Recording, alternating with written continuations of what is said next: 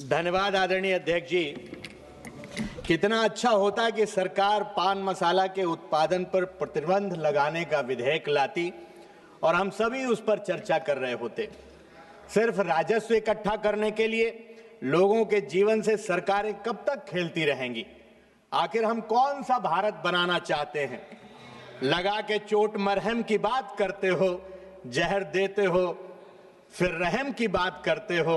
विधेयक देखकर ऐसा लगा मुझको कि आप आपदा में भी अवसर की बात करते हो। आज देश के जितने भी पान मसाला उत्पादक हैं, कभी हो क्या भदौरिया जी, कभी हो क्या वो अरबपति खरबपति बनते जा रहे हैं और उसे खाने वाला आदमी कैंसर जैसी गंभीर बीमारी से ग्रसित होकर समय से पहले ही इस दुनिया से रुखसत हो जाता है।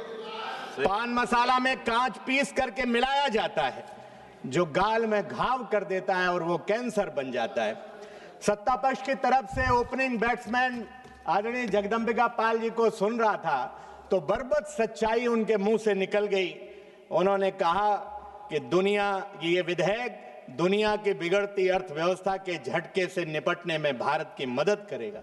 यानी राष्ट्रीय सुरक्षा के नाम पर सेस लगाकर डॉलर के मुकाबले गिरते हुए रुपए को आप बचाना चाहते हो। माननीय वित्त मंत्री जी ने कहा कि सेस का कुछ हिस्सा हम राज्यों को स्वास्थ्य जागरूकता के लिए देंगे। अध्यक्ष जी, यह कितना हास्यास्पद है कि पहले बीमार बनाइए फिर जागरूकता फैलाइए। दरअसल ये उपकर सरकार की आर्थिक विफलताओं को आम जन की जीवन की कीमत पर ऑक्सीजन उपलब्ध कराना है।